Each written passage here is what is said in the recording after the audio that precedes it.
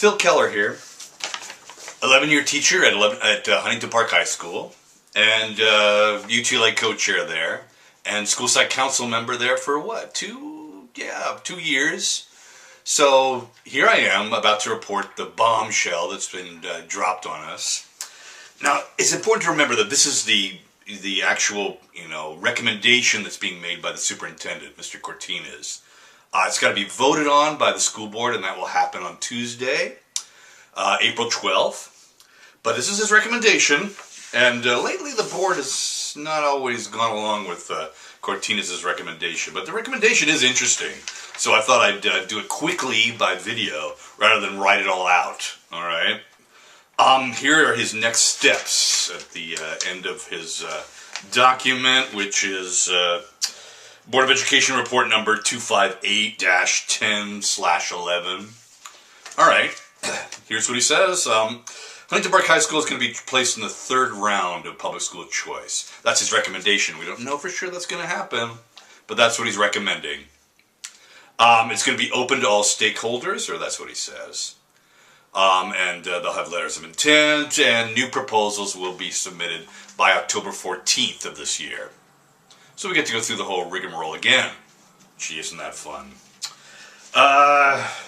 Now, point 2 under next steps is that Huntington Park High School is going to be restructured. That's a nice way of saying reconstituted, I believe. But restructured, really what that's going to mean is that whoever wins board approval, they're going to be deciding who gets to staff the school. And if by some weird chance it happens to be somebody within the school, they'll get to be able to pick completely who stays and who goes. All right? They're ignoring any kind of seniority, ignoring anything like tenure. We'll just abandon those things, and the people who have won board approval in their, submission, their proposal, they will get to decide who gets to hang out and who doesn't.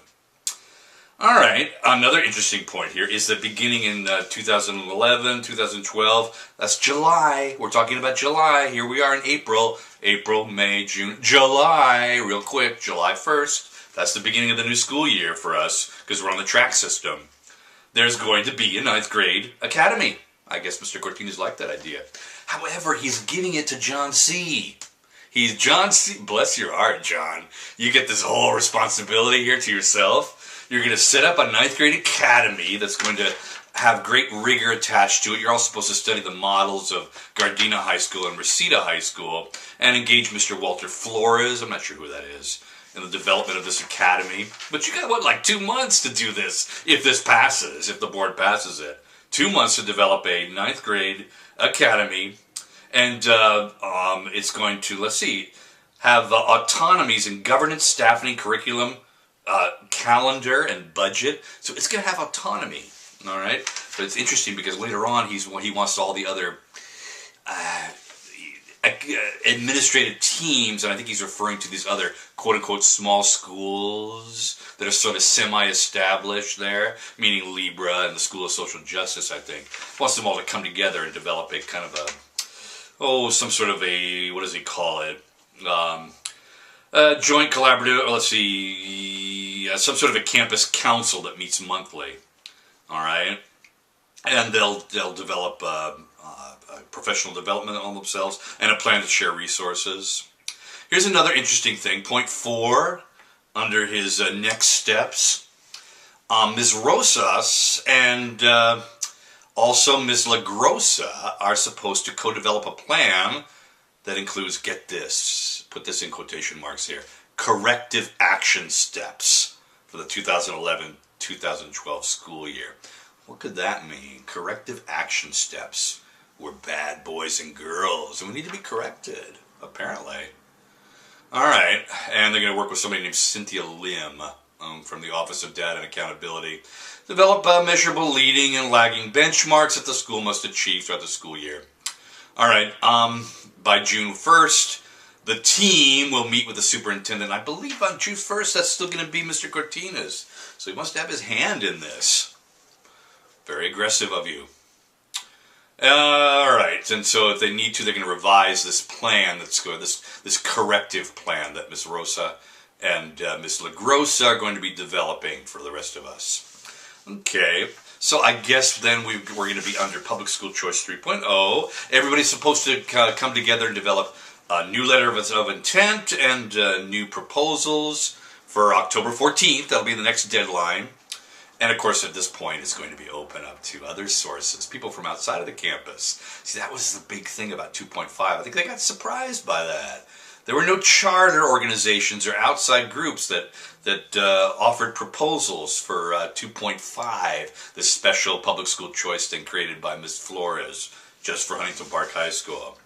Nobody actually from the outside stepped in. So now I think that's the hope here, the outside, because we're just bad people, and we need to be corrected. So I guess the solution then is to bring in outside sources. That's my guess. Now, I do want to point out some other things that are in here. His background points, those are curious. Says program improvement status of 5 or more years. API growth score of 600 or less in those 5 years. Guess what? The state of California gave us 603 in an API. What he says here, Mr. Cortines obviously believes in this whole Libra mythology that's been created by Miss Flores. The Libra mythology? Well, that's because Libra is such a superior outfit that they've got together and they've created enormous gains. And if you subtract those gains, then our API score will drop. A lot of things wrong with that. First of all, Libra, their scores, we're talking about 124 freshman scores, okay? Out of what, 9th, 10th, and 11th grade scores that are total maybe 3,200, 3,300. 124 freshman scores subtracted from that, that would drop us from 603 to 546. Come on, people. Sounds to me like we've got some administrators that are in need of some basic math coursework here. That's not going to happen. There are some elements to the formula that creates an API that I think were just conveniently ignored. Certain scores count more or less. Kids who are in special ed, their scores are, they have a different formula, all right? And not every aspect of the formula has been taken into account to create API. Not only that, but it's just not appropriate. Miss Flores, it's not her prerogative to be making API scores for schools. That's the state of California that does that, all right? And as a matter of fact, even if it were legitimate, Libra is still 8,700. And the last time we had a school site council meeting, they decided they were not going to be a pilot school. They wanted to stick around with us because they could still mooch off of us, I believe. So they want to hang on, and they're going to be a part of Huntington Park High School. Not only that, but the School of Social Justice is not an approved pilot school yet either. All right? And in fact, they joined up with the small schools proposal, so I think they forfeited any kind of pilot status that way as well. So we don't have pilot schools on campus. We have some strange, mysterious entity called small schools. And what could I call them? Call them Flores-style small schools. That means that they can select their students by having a portfolio. You get better students that way when you do that. And, all right, I got to cut back a little bit. I do want to upload this to YouTube and then post it onto the blog, so let's keep it down to, it's got to be under 15 minutes, so I have to interrupt myself there.